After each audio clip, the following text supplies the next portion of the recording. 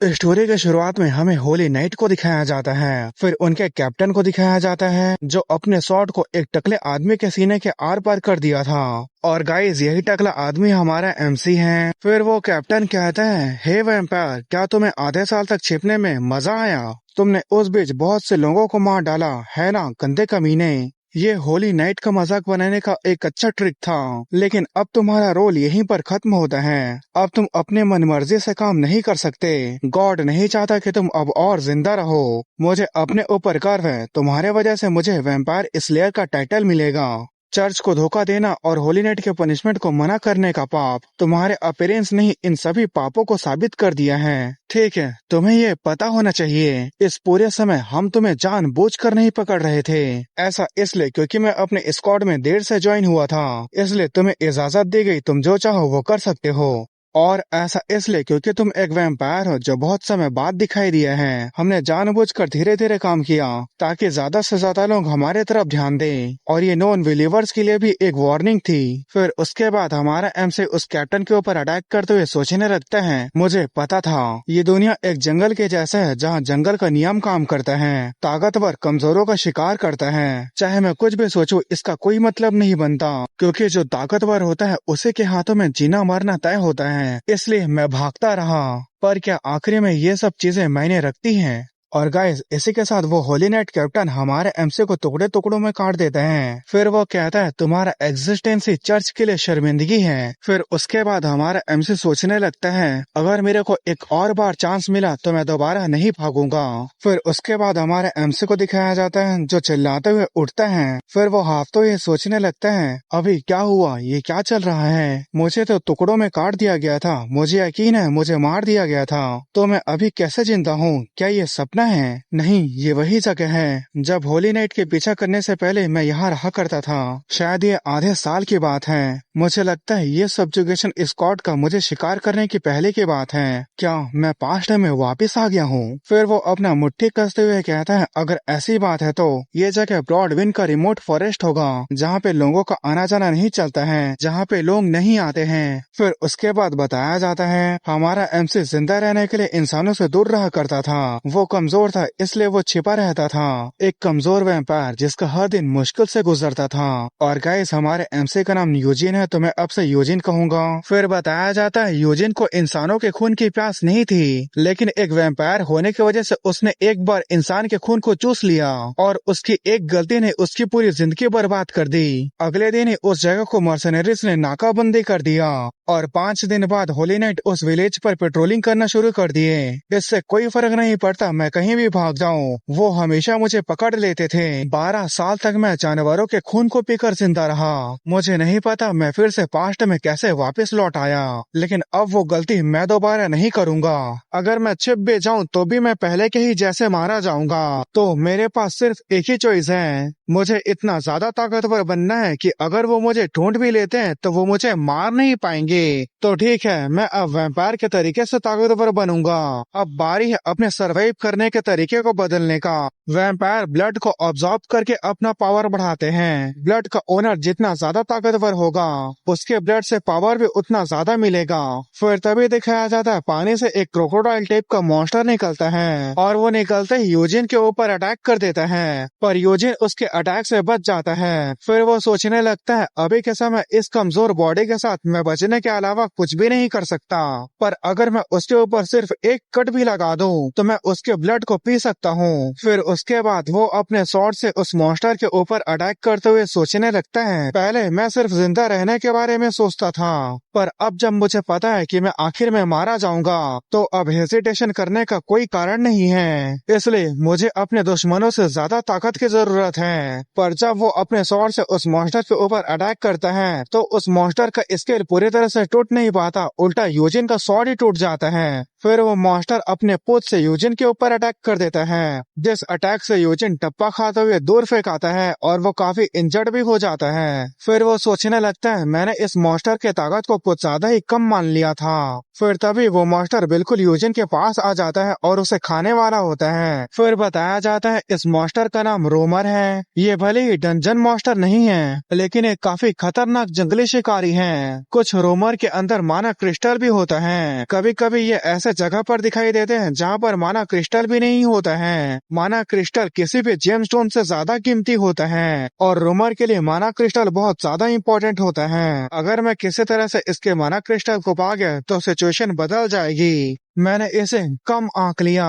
एक forest master level का रोमर, क्या इसके ऊपर एक अटैक करे बिना ही मैं मर जाऊंगा? फिर उसके बाद दिखाया जाता है वो मॉन्स्टर यूजिन को मुंह में दबोचकर पानी के नीचे चले जाता है। फिर वो निराश होते हुए सोचने लगता है, शायद मैंने सोचा था कि मुझे दूसरा मौका मिला है तो मुझे जीने का एक और मौका मिलेगा।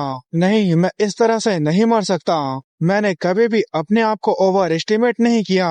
मैं अपनी पूरी जिंदगी भर भागता रहा। मैं जिंदा रहने के लिए कुछ भी कर सकता हूँ। इसीलिए तो मैंने इस बार फाइट करने के लिए चुना है, जो उस मॉन्स्टर के खून को अंदर से चूस रहा था, जिसके वजह से उसके बॉडी पर किसी तरह के वर्ड्स चमकने लगते हैं और साथ ही उसके जितने भी इंजरीज थे वो ठीक होने लगते हैं और उसका पावर भी धीरे धीरे करके बढ़ने लगता है, यहाँ तक कि उसके टकले में बाल भी आ जाता है। फिर हमें उस मॉन्स्टर के अंदर दिखाया जाता है जहाँ पर वो माना क्रिस्टल होता है। उसे देखकर यूजिन तेजी से उसके तरफ बढ़ने लगता है। फिर वो उसके पास पहुंचकर उस क्रिस्टल को तोड़ देता है और उस क्रिस्टल के टूटते ही हमें बाहर का तरफ दिखाया जाता है, जहाँ पर उस पानी में एक बहुत ही बड़ा ब्लास्ट होता है। फिर दिखाया जाता है उस मॉन्स्टर के टुकड़े टुकड़े हो जाते हैं, यहाँ तक कि उस मॉन्स्टर की हड्डियां भी नहीं बचती। फिर यूजिन कहता है, मैंने अपने आप से वादा किया है कि मुझे एक और चांस दिया गया है, तो मैं अब दोबारा नहीं भागूंगा, मैं फाइट करूंगा। और यहाँ पर यूजिन काफी ज्यादा कूल लग रहा होता है। फिर थोड़ी देर बाद का सीन दिखाया जाता है जहाँ वो सोचने लगते हैं, मुझे फॉरेस्ट का मास्टर बनने के लिए काफी ब्लड की जरूरत थी, लेकिन मैंने माना क्रिस्टल को भी ऑब्जॉर्व कर लिया है। पर इस रोमर का माना क्रिस्टल का माना जितना मैंने सोचा था उससे भी ज्यादा है। इस माना क्रिस्टल से मुझे एक एबिलिटी भी मिली है, जिसकी मदद से मैं अपने स्किन को ब्लैक स्केल में बदल सकता हूँ। अगर मैं इससे सूरज की रोशनी को रोक सकता हूँ तो मैं दिन में घूम भी सकता हूँ। तो गाइस, मैं बता दूं, वैम्पायर की स्किन सूरज की रोशनी से जलने लगती है, इसलिए यूजिन ने ऐसा कहा। फिर उसके बाद वो बताता है, मुझे पास्ट लाइफ में इसके बारे में मर्सनरीज से पता चला। वेटलैंड ज्यादा बड़ा नहीं है, इसलिए ज्यादा लोगों को इसके बारे में नहीं पता है। पर जब मॉनसून की वजह से एरिया एक्सपेंड होने लगा तो ये मॉन्स्टर मर्सनरीज के ऊपर अटैक करने लगे और मैं लकी था कि मुझे इस तरह के एक घायल मॉन्स्टर का थोड़ा सा ब्लड मिल गया, जिसके वजह से मैं कई सारे मर्सनरीज को मारकर भागने में कामयाब रहा। मुझे पता था इसका ब्लड इतना ज्यादा इफेक्टिव है, इसलिए मैंने इस मॉन्स्टर के ब्लड को ऑब्जॉर्व करने का फैसला लिया। लेकिन ये अभी भी होली नाइट डिरहट से फाइट करने के लिए काफी नहीं है। मुझे पहले से एक हारी हुई लड़ाई नहीं लड़नी है। जब तक कि मुझे पूरा यकीन नहीं हो जाता कि मैं उससे जीत सकता हूँ, तब तक मैं उससे फाइट नहीं करूंगा। होली नाइट चंक डिरहट, मैं कहीं भी जाऊं वो मुझे ढूंढ लेगा। ऐसा लगता है उसके पास एक्स्ट्रा ऑर्डिनरी स्किल है जो मॉन्स्टर और अनडेड को ढूंढ सकते हैं, इसलिए मुझे छिपने के बदले अपने ताकत को बढ़ाने पर ध्यान देना चाहिए। ऐसे लगता है सूरज जल्दी उगने वाला है। फिर तभी साइड से आवाज आता है, फेक मास्टर जिसने मेरे जगह पर कब्जा कर लिया और इस खूबसूरत लेक को एक कीचड़ के दलदल में बदल दिया। आखिरकार वो अब मारा गया। मुझे यकीन नहीं हो रहा कि वो इतना बुरी तरह से मारा गया। मैं सच में तुम्हारा आभारी हूँ, लेकिन तुमने इस जगह को खून से रंग दिया, इसका पाप तो तुम्हें भुगतना पड़ेगा। मैं इस लेक का गार्डियन हूँ और ये मेरी मिरियन की टेरिटरी है और ये फॉरेस्ट नहीं चाहता कि तुम जिंदा रहो। फिर दिखाया जाता है वो एक छोटी सी स्पिरिट होती है। हे टकले वैम्पायर, क्या तुमने सुना मैंने अभी क्या कहा? फिर यूजिन कहता है, तुम कौन हो? फिर वो स्पिरिट हैरान होते हुए कहती है, नहीं, ऐसा नहीं हो सकता। फिर यूजिन कहता है, मैंने पूछा तुम कौन हो? फिर वो स्पिरिट कहती है, क्या तुम मुझे देख सकते हो? फिर यूजिन कहता है, हाँ। फिर स्पिरिट कहती है, तो क्या तुमने सुना मैंने क्या कहा? फिर यूजिन कहता है, तुमने मुझे टकला वैम्पायर कहा। फिर वो स्पिरिट कहती है, मैं वाटर स्पिरिट नेम्ड मिरियन हूँ। असल में मैं इस जगह की मास्टर हूँ, लेकिन 15 साल पहले वो क्रोकोडाइल आया और मुझसे ये जगह को छीन लिया और मैं स्लेब बन गई। या ऐसा भी कह सकते हो कि हम पार्टनर थे। अगर पानी गंदा हो जाता तो उसके लिए खाना नहीं आता और वाटर मेरी स्पेशलिटी थी, इसलिए मैं पानी को प्यूरिफाई करती थी। लेकिन तुमने उस कमीने क्रोकोडाइल को अब खत्म कर दिया है, तो अब ये जगह हमेशा के लिए प्यूरिफाई हो गया है। फिर तभी दिखाया जाता है यूजिन के बॉडी में से एक टैटू गायब होने लगता है, जिसे देखकर यूजिन भी नहीं समझ पाता। फिर वो स्पिरिट पूछती है, तुम्हारा टैटू तो कमाल का दिख रहा है, लेकिन इसका मतलब क्या है? फिर यूजिन कहता है मुझे भी नहीं पता, ये हमेशा से मेरे बॉडी पर था। फिर वो सोचने लगता है एक समय आने के बाद मैं वैम्पायर बन गया था और इसी तरह से मैं एक वैम्पायर के तौर पर पैदा हुआ। एक आखिरी बात जो मुझे याद है, मेरे बॉडीज में 10 टैटूज थे। इसके अलावा मुझे पहले की कोई भी मेमोरीज याद नहीं है। मैं अपनी पूरी जिंदगी सिर्फ जीने के लिए भागता रहा। अगर ये टैटू किसी तरह का स्पेल है तो क्या अभी जो हुआ उसकी वजह से ये टैटू गायब हो गया? फिर वो कहता है मैं अब यहाँ से जा रहा हूँ, तुम फॉरेस्ट को प्रोटेक्ट करना। फिर वो स्पिरिट कहते हैं बहुत ही कम लोग स्पिरिट को देख पाते हैं और मैं अकेले ऊब गई हूँ। फिर यूजिन कहता है क्या तुम इस दलदल को लेक में नहीं बदलना चाहती थी? फिर वो स्पिरिट कहते हैं इसे प्यूरिफाई करने में काफी ज्यादा समय लगेगा, तुमने मेरी मदद की इसलिए तुम मेरे वाटर को ले सकते हो। क्योंकि मैं एक वाटर स्पिरिट हूँ तो मेरे वाटर का टेस्ट बहुत ज्यादा अमेजिंग है। फिर उसके बाद वो अपने मुंह से पानी को उगलने लगती है, जिसे देखकर यूजिन कहता है यहाँ से दफा हो जाओ। फिर यूजिन कहता है मुझे इसकी जरूरत नहीं है। फिर वो स्पिरिट कहते हैं इसके अलावा मैं किसी भी गंदे पानी को प्यूरिफाई भी कर सकती हूँ। फिर उसके बाद हमें 10 साल बाद ब्रॉडविन विलेज का सीन दिखाया जाता है, जहाँ पे एक आदमी विलेज चीफ को कहता है चीफ रेड आई मॉन्स्टर आ गया है। फिर उसके बाद विलेज चीफ वहाँ पर चला जाता है। फिर दिखाया जाता है वहाँ पर काफी जानवर मरे पड़े होते हैं, जिसे देखकर वहाँ के लोग बात करने लगते हैं ये आज के लिए तो काफी ज्यादा मीठ है, क्या हमें इन सभी को ले लेना चाहिए? फिर विलेज चीफ के बगल में खड़ा लड़का कहता है वो आमतौर पे हर 2 हफ्ते में एक बार हमें ये जानवर दिया करता था, पर इस बार तो इसका समय नहीं आया। आखिर वो रेड आई मॉन्स्टर क्या सोच रहा है? और गाइस यहाँ पर रेड आई मॉन्स्टर यूजिन को कहा जा रहा है। फिर उसके बाद विलेज चीफ बताता है एक रेड आई मॉन्स्टर जो विलेज से दूर पहाड़ों में रहता है, वो पिछले 10 सालों से हमारे विलेज के आसपास रहता है और वो हमारे लिए किसी भी तरह का खतरा नहीं बना। इसके अलावा वो हर 2 हफ्ते में हमारे पास मरे हुए जानवर को छोड़कर चला जाता है। मैं नहीं समझ पा रहा आखिर वो मॉन्स्टर क्या सोचता है। फिर तभी यूजिन वहाँ आते हुए कहता है क्या मैं कुछ समय के लिए विलेज में आ सकता हूँ? फिर विलेज चीफ भी डरते हुए हाँ कह देता है। फिर विलेज चीफ बताता है जब वो 10 साल पहले यहाँ आया था तो उसे देखकर सभी लोग डर गए थे, लेकिन वो मरे हुए जानवर को टैक्स की तरह देकर चुकाता था, इसलिए उसे किसी ने भी कुछ नहीं कहा। इस तरह से हमारे बीच का ये अजीब सा रिलेशनशिप 10 साल से बना हुआ है। फिर विलेज चीफ कहता है तुमसे मिले हुए काफी लंबा समय हो गया।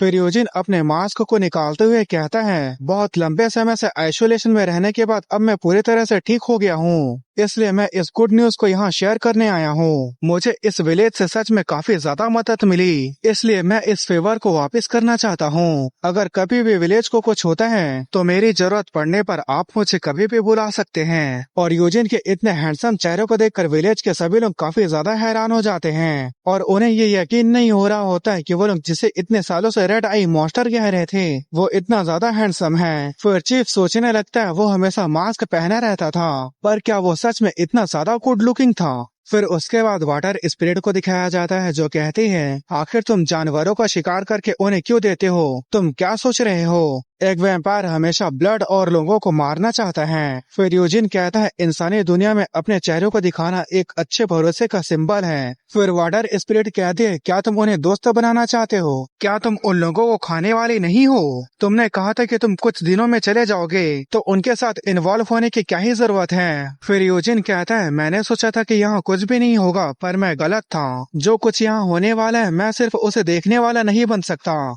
कुछ ही दिनों बाद यहाँ मर्सनरीज आएंगे और इस विलेज के सभी लोगों को मार देंगे, जिसकी बातें सुनकर वो स्पिरिट भी हैरान हो जाती हैं। फिर यूजिन बताता है मर्सनरीज यहाँ पर ब्रॉडविन विलेज में एक लड़के को ले जाने के लिए आएंगे, जिसे किडनैप करके इस रीजन के लॉर्ड सर टिरविन के कासल में ले जाना है और कोई सबूत ना बचे इसलिए वो सभी विलेज के लोगों को मार देंगे। अगर मैं इस इंसिडेंट को होने से नहीं रोकता हूँ तो फ्यूचर में होली नाइट जो झुंड बनाकर मेरा पीछा करते थे वो सच हो जाएगा। फिर स्पिरिट सोचने लगता है क्या ये सच है, पर उसे इसके बारे में कैसे पता?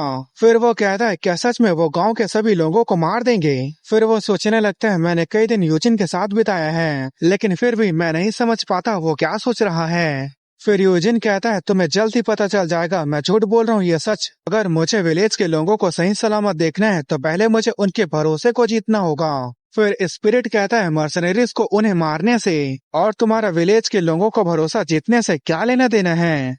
फिर तभी वो स्पिरिट यूजिन से टकरा जाती है। फिर वो यूजिन के सिर पे मारते हुए कहती है आखिर तुम अचानक से क्यों रुक गए? फिर वो सामने की तरफ देखने लगती है जहाँ पर कुछ मर्सनरीज आ रहे थे फिर उनमें से एक मर्सनरी कहता है वो कौन है, फिर दूसरा कहता है शायद वो विलेज से हैं। फिर एक एक्स पकड़ा मर्सनरी कहता है हमें इसके साथ क्या करना चाहिए, वैसे भी हम विलेज के ऊपर एम्बुश करने वाले थे। फिर उनका कैप्टन कहता है लेकिन ये आदमी है तो काफी चिकना। फिर वही एक्स पकड़ा मर्सनरी कहता है ऐसा लगता है उसके पास वेपन नहीं है और वो अकेला भी है। फिर उनका कैप्टन कहता है लेकिन अगर वो चिल्लाता है तो हमारे लिए ठीक नहीं होगा, इसलिए उसे चिल्लाने का भी मौका मत देना। फिर वो मर्सनरी यूजिन के ऊपर अटैक करने के लिए उसके तरफ बढ़ने लगता है और उसे देखकर स्पिरिट घबराने लगती है। फिर उसके बाद वो मर्सनरी जैसे ही अपने एक्स से यूजिन के ऊपर अटैक करता है वैसे ही यूजिन की आंखें लाल हो जाती हैं। फिर वो अपने ब्लैक स्केल्स का यूज करके उसके सिर को काट देते हैं। फिर यूजिन कहता है मुझे विलेज के लोगों का भरोसा को जीतना है ताकि मैं उन्हें सस्पिशियस ना लगूं, इसलिए अब मैं आखिरकार इन सभी मर्सनरीज को मारने जा रहा हूँ। फिर उसके बाद वो मर्सनरीज कहने लगते हैं ये ह्यूमन नहीं है, एक वैम्पायर है। फिर एक मर्सनरी यूजिन के ऊपर अटैक करते हुए कहता है ये हमारे लिए एक बहुत ही अच्छा मौका है, अगर हम इसे जिंदा चर्च को दे देते हैं तो वो हमें इसके बदले बहुत बड़ा रिवॉर्ड देगा। पर तभी यूजिन उस मर्सनरी के स्वॉर्ड को अपने हाथ से पकड़ लेते हैं और पहले की तरह उस मर्सनरी का भी अपने हाथ से उसका सिर काट देता है। फिर दूसरा मर्सनरी अटैक करते हुए कहता है ये कोई मामूली वैम्पायर नहीं है, हमें इसे मारना होगा। फिर यूजिन पहले वाले मर्सनरी का स्वॉर्ड पकड़ता है और उस स्वॉर्ड से दूसरे मर्सनरी के ऊपर अटैक कर देते हैं। फिर उसके बाद एक मर्सनरी फ्लेयर टाइप के वेपन को लेकर यूजिन के ऊपर अटैक कर देता है, लेकिन यूजिन उस वेपन को सिर्फ अपने हाथ से पकड़ लेता है। फिर वो मर्सनरी कहता है नहीं ऐसा नहीं हो सकता, तुम मुझे नहीं रोक सकते। फिर यूजिन कहता है सूरज डूबने वाला है। फिर वो अपने हाथ से उसके वेपन को तोड़ देता है और उसका भी काम तमाम कर देता है। फिर वो अपने पैर से उस मर्सनरी का सिर को कुचल देते हैं। फिर वो कहता है रात का समय मेरा समय है, ये ब्लड को छुपाने का बहुत अच्छा समय है। फिर उसके बाद सिर्फ उनके चीखने की आवाज सुनाई देती है, मतलब वो उन सभी लोगों को मार देता है। फिर थोड़ी देर बाद दिखाया जाता है जहाँ पे विलेज वाले आ गए थे और वो उस नजारे को देखकर काफी ज्यादा हैरान हो जाते हैं। फिर चीफ कहता है क्या ये सभी रेड आई मॉन्स्टर हैं, मेरा मतलब क्या तुमने ये सब किए हैं। और उसके सामने यूजिन होता है जो कहता है बिल्कुल नहीं, फॉरेस्ट से आते समय मुझे ये लोग इसी हालत में दिखे, ऐसे लगता है ब्रॉडविन विलेज के रास्ते में उनके ऊपर घात लगाकर अटैक किया गया है, ये लोग कल्प्रिट हैं। फिर विलेज के लोग कहते हैं क्या ये ब्लैक वुल्फ ने किए हैं। जैसे कि आप देख सकते हो ब्लैक वुल्फ काफी ज्यादा थे, इसलिए वो मर्सनरीज भी उनका सामना नहीं कर पाए। चीफ कहता है वो काफी जंगली और खुखार होते हैं, पर तुमने कैसे उन सभी को अकेले मार डाला। फिर वो सोचने लगता है क्या सच में ये सब रेड आई मॉन्स्टर ने नहीं किया। फिर एक आदमी कहता है चीफ इनके लाशों के ऊपर वुल्फ के पंजों का निशान है। फिर दूसरा आदमी कहता है यहाँ भी सभी लाशों के ऊपर वुल्फ के पंजों का निशान है। फिर चीफ सोचने लगता है ब्लैक वुल्फ खतरनाक होते हैं, लेकिन ऐसा नहीं हो सकता कि वो एक मर्सनरीज के झुंड पर इस तरह से अटैक करे। फिर वो कहता है मुझे माफ कर देना तुम्हारे ऊपर शक करने के लिए। फिर यूजिन कहता है नहीं कोई बात नहीं। फिर यूजिन कहता है आप इन लाशों के साथ क्या करने वाले हो, मैंने आपको बताया क्योंकि मैं इन्हें ऐसे ही छोड़कर नहीं जा सकता था। फिर चीफ कहता है मुझे लगता है हमें उन्हें दफनाना होगा। फिर स्पिरिट कहती है यूजिन तुम अपनी हर बात को झूठ बोल रहे हो। और गाइज मैं आपको फिर से बता दे रहा हूँ स्पिरिट को बहुत ही कम लोग देख पाते हैं, उनमें से यूजिन भी है, इसलिए यूजिन के अलावा कोई भी स्पिरिट को यहाँ देख नहीं पा रहा है। फिर वो स्पिरिट सोचने लगती है जब मर्सनरी को मारने के लिए वहाँ पर वुल्फ है तो तुमने उन्हें भी मार दिया और तुमने उन्हें मारकर मर्सनरीज के लाशों के ऊपर वुल्फ के पंजों और दांतों का निशान को बना दिया। ये अपने क्राइम को छिपाने का एक अच्छा तरीका है, पर इनके भरोसे को जीतने के लिए ये कुछ ज्यादा ही नहीं हो रहा। अगर वो इन लाशों को ऐसे ही छोड़ के चला जाता तो ये सब करने की जरूरत नहीं पड़ती। आखिर वो क्या सोच रहा है। फिर उसके बाद यूजिन अपने कपड़े से एक लेटर को निकालते हुए कहता है मैं उन लाशों के आइटम को खोज रहा था ताकि आप उनके फैमिली को उन्हें वापस दे सके, लेकिन उसी के बीच मुझे ये लेटर मिला, क्या आप इसे पढ़ सकते हैं। फिर चीफ उस लेटर को देखते हुए कहता है ये तो हमारे लॉर्ड सर टिरविन का सील है। पर तभी वो उस लेटर को पढ़कर काफी ज्यादा हैरान हो जाता है। फिर वो चिल्लाते हुए कहता है फेलिट कहाँ पर है। फिर तभी एक आदमी कहता है फेलिट अभी विलेज में है। फिर चीफ कहता है फेलिट सर टिरविन का बेटा है और ये सब मर्सनरीज फेलिट को लेने के लिए यहाँ आए थे। उसकी बातें सुनकर विलेज वाले काफी हैरान हो जाते हैं। फिर उसके बाद थोड़ी देर पहले का सीन दिखाया जाता है जहाँ पे उन मर्सनरी का कैप्टन काफी ज्यादा डर रहा था क्योंकि यूजिन उसके सभी मर्सनरीज को गाजर मूली की तरह काट रहा था। फिर उनका कैप्टन कहता है अगर हम इस तरह से वापस जाते हैं तो हमें वैसे भी मार दिया जाएगा, इसलिए हमारे पास फाइट करने के अलावा कोई दूसरा चॉइस नहीं है, इसलिए हेजिटेशन मत करो। भले ही वो एक मॉन्स्टर है, फिर भी उसके सिर्फ 2 हाथ और 2 पैर हैं। सभी लोग मिलकर एक साथ उसके ऊपर अटैक करो। फिर उसके बाद वो कैप्टन यूजिन के ऊपर अटैक करते हुए उसके पास जाने लगता है, पर उसके अटैक करने से पहले ही यूजिन अपने पैर से उसके पेट पर एक जोरदार किक मारता है और इस किक के वजह से वो दूर फेंकाते हुए पेड़ से टकरा जाता है। फिर उसके बाद यूजिन उसके पास आने लगता है। फिर वो कैप्टन कहता है, प्लीज रुक जाओ, क्या तुम शुरू से ही हमारा इंतजार कर रहे थे? आखिर तुमने हमें ही टारगेट क्यों बनाया? हम तो सिर्फ अपना काम कर रहे थे। फिर यूजिन उसके पास आते हुए कहता है, मैं जानना चाहता हूँ ये काम क्या था, ये विलेज मेरा है। फिर वो कैप्टन कहता है, मुझे माफ कर दो, मुझे नहीं पता था कि ये विलेज आपका है। हम यहाँ आपका शिकार करने के लिए नहीं आए थे, हम बस टिरविन फैमिली के नाजायज बेटे को लेने के लिए आए हैं जो इस विलेज में छिपा हुआ है। वो अपनी असली पहचान को छिपा कर यहाँ रह रहा है। फिर यूजिन कहता है, तुम झूठ बोलने में काफी माहिर हो, अब बताओ यहाँ आने का तुम्हारा असली मकसद क्या था? इतने छोटे से मिशन के लिए इतने सारे लोगों को रखने की कोई जरूरत नहीं है। क्या तुम लोग पूरे विलेज को खत्म करने के बारे में प्लान बना रहे थे? फिर कैप्टन कहता है, नहीं ऐसी बात नहीं है, आप पूरी तरह से गलत नहीं है, लेकिन हमें टिरविन फैमिली के पैट्रियार्च ने हायर नहीं किया था। हमारा क्लाइंट असल में कमारा टिरविन और वेर्थल टिरविन है। ये नोबल के बीच का पॉलिटिकल प्रॉब्लम है, हम तो सिर्फ उसे यहाँ किडनैप करने के लिए आए थे, प्लीज मुझे माफ कर दो। उसकी बातें सुनकर यूजिन गुस्सा होते हुए सोचने लगता है, वेर्थल टिरविन, मुझे पता था इसके पीछे उसी का हाथ होगा, वैम्पायर हंटर स्कॉट का कमांडर, और इसके अलावा वो नाइट जो जंग डिरहट के साथ मुझे परेशान किया करता था। लेकिन वर्थल ने मर्सनरी को विलेज के लोगों को मारने के लिए नहीं कहा होगा, क्योंकि वो एक नाइट है। तो क्या इन्होंने विलेज के लोगों को अपने मन से मारा? इनके वजह से पूरा का पूरा विलेज एक दिन में गायब हो गया, और इसी कारण से पैलाडिन्स यहाँ पर आए और पैलाडिन ने मुझे ढूंढ लिया। फिर वो कैप्टन कहता है, मुझे लगा था कि ये मेरे आगे बढ़ने के लिए एक बहुत ही अच्छा अपॉर्चुनिटी है, पर अगर पता होता कि ये जगह आपकी है तो मैं इस मिशन को कभी लेता ही नहीं। फिर यूजिन वहाँ से जाते हुए कहता है, ठीक है, वापस जाते समय वुल्फ से सावधान रहना। फिर वो कैप्टन कहता है, मेरे ऊपर दया दिखाने के लिए आपका बहुत बहुत शुक्रिया। पर यूजिन वहाँ रखे एक शील्ड को उठाता है और उस शील्ड से उस कैप्टन के गले को काट देता है। फिर स्पिरिट कहते हैं, क्या तुम्हें उसे मारने की जरूरत थी? फिर यूजिन कहता है, वो जानता है कि मैं एक वैम्पायर हूँ, इसलिए मैं उसे छोड़ नहीं सकता था, और इसके अलावा हमारे सामने वुल्फ हैं जो अपनी लार टपका रहे हैं। फिर विलेज के लोग कहते हैं, चीफ क्या यह बात सच है? फिर चीफ कहता है, हाँ, वो मरे हुए मर्सनरीज गार्ड थे जो फिलिट को कासल ले जाने के लिए आए थे। फिर चीफ के साथ रहने वाला रेड हेयर वाला लड़का कहता है, चीफ पिछले साल फिलिट ने अपने मदर को नहीं खो दिया था, मतलब उसकी मदर मर गई थी। फिर वही रेड हेयर वाला कहता है, और वो 8 साल पहले हमारे विलेज में आया था।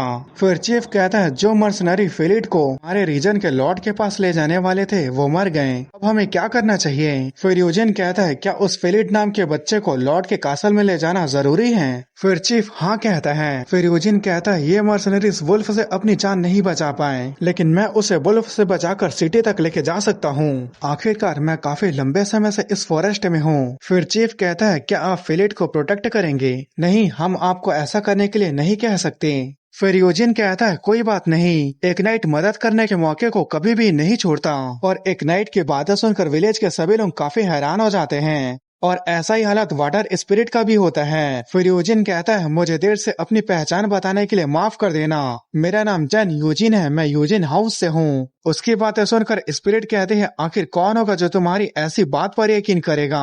पर वहाँ सभी लोग उसकी बातों पर यकीन कर लेते हैं और उसकी तारीफ करने लगते हैं और माफी मांगने लगते हैं कि उन्होंने इतने समय से उसे रेड आई मॉन्स्टर समझा।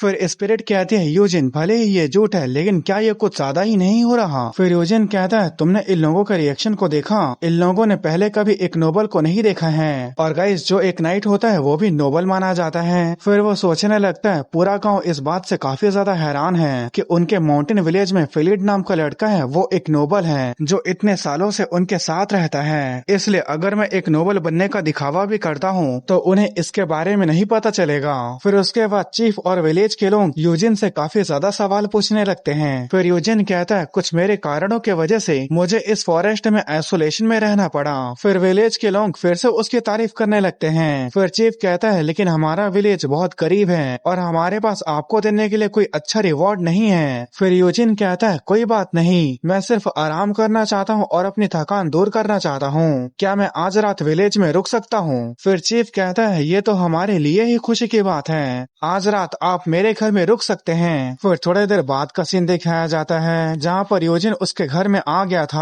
फिर वो सोचने लगता है फॉरेस्ट के मास्टर से मुझे स्किन रीइंफोर्समेंट की एबिलिटी मिली है, अगर मैं अपने स्किन को ब्लैक स्केल से ढक लूं तो ये कुछ हद तक सूरज की रोशनी को रोक सकते हैं, इसके वजह से मुझे जर्नी में कम प्रॉब्लम होगा। फिर उसके बाद स्पिरिट कहती है तुम इग्नोरेंट रात के वैम्पायर, आखिर तुमने क्या सोचकर ऐसा झूठ बोला? तुम अपने आप को एक नाइट कहते हो लेकिन तुम एक लेटर को पढ़ भी नहीं सकते। फिर यूजिन कहता है हाँ उन्हें किसी दिन पता चल सकता है, लेकिन अब मैं इस विलेज को छोड़ने जा रहा हूँ तो इससे कुछ फर्क नहीं पड़ता। फिर स्पिरिट कहती है तुम इतने समय से फॉरेस्ट में चुपचाप से शांत थे, तो अब अचानक से तुम विलेज के लोगों को दोस्त बना रहे हो और उनके रिक्वेस्ट को क्यों मान रहे हो? फिर तभी वहाँ कोई आदमी आते हुए कहता है सर यूजिन हम तैयार हैं, आप जब चाहे यहाँ से जाने के लिए रवाना हो सकते हैं। फिर यूजिन कहता है तुमने देखा ना, मैंने एक ही रात में अपने सोशल स्टेटस को बना लिया। इंसान कभी कभी उनके शब्दों से ज्यादा उनके अथॉरिटी पर भरोसा करता है, इसलिए अपने स्टेटस की वजह से जितना चाहे उतना झूठ बोल सकते हैं। ये इस तरह का एकमात्र विलेज है जो इस तरह के झूठ के ऊपर भरोसा कर लेगा, पर ये किसी नोबल के सामने काम नहीं करेगा। तो इसलिए मैं इस झूठ को अब सच में बदलने जा रहा हूँ। मैंने अभी तक इस भरोसे को अपने अच्छे कामों की वजह से बनाया है। फिर यूजिन बाहर आ जाता है। फिर चीफ कहता है सर यूजिन मैंने स्टेटमेंट के एक्सप्लेनेशन को लिखा है, प्लीज उस फेलिट नाम के बच्चे मतलब यंग मास्टर का ध्यान रखना।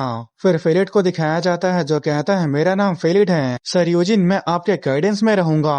फिर यूजिन सोचने लगता है मैंने जो झूठ बोला है उस पर सभी लोग भरोसा करते हैं, इसलिए इस झूठ को सच में बदलने के लिए मुझे एक हाई स्टेटस की जरूरत है। फिर यूजिन कहता है अच्छा तो तुम फेलिट हो, मैं जैन यूजिन, मैं भी तुम्हारे साथ जाने के लिए एक्साइटेड हूँ। फिर वो मन ही मन कहता है मैं तुम्हें यूज करूंगा एक असली नोबल बनने के लिए। फिर उसके बाद वो लोग विलेज से रवाना हो जाते हैं। फिर थोड़ी देर बाद यूजिन कहता है क्या ये विलेज वही है जिसे ब्राह्म्स कहते हैं? फिर फेलिट कहता है साइन बोर्ड को देखते हुए यही होना चाहिए। फिर यूजिन कहता है क्या तुम्हें पढ़ने आता है? फिर फेलिट कहता है हाँ, मेरी मदर ने मुझे पढ़ना सिखाया था।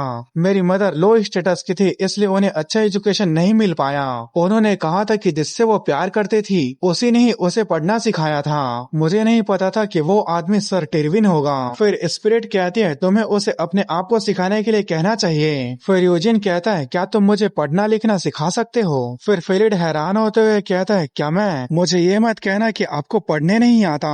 फिर यूजिन कहता है नाइट होना सिर्फ एक दिखावा है, मेरी फैमिली पहले ही खत्म हो चुकी है, इसलिए घमंड करने का कोई फायदा नहीं है। अब तक मुझे पढ़ाई ने नहीं बल्कि सिर्फ एक मेरी स्वॉर्ड ने अभी तक जिंदा रखा है। फिर यूजिन मन ही मन कहता है सोचो, मेरे ऊपर शक करो उसके बाद मेरे ऊपर भरोसा करो, एक बार भरोसा जीतने के बाद झूठ भी सच्चाई को ढक लेता है। फिर स्पिरिट कहती है तुम्हारा एक्टिंग तो काफी लाजवाब है, लेकिन अगर तुम जरूरत से ज्यादा झूठ बोलते हो तो लोगों को तुम्हारे ऊपर शक होने लगेगा। फिर जब वो स्पिरिट फेलिट की तरफ देखती है तो सोचने लगती है इसके आंखों को देखकर लगता है इसने पहले ही यूजिन के ऊपर भरोसा कर लिया है। फिर फेलिट कहता है मुझे माफ कर देना सर यूजिन आपके ऊपर शक करने के लिए, विलेज में हर कोई आपको नोबल की जगह मॉन्स्टर कहता था तो मुझे भी इसके ऊपर भरोसा हो गया था, पर अब जब मैं रूमर के बदले अपने आंखों से आपको देख रहा हूँ तो आप मुझे बिल्कुल एक अलग ही आदमी लग रहे हैं। अगर आप वॉरियर के बैकग्राउंड से आते हैं तो हो सकता है आपको पढ़ाई करने का मौका ना मिला हो, इसलिए जब पॉसिबल हो सके तब मैं आपको सीक्रेटली पढ़ाऊंगा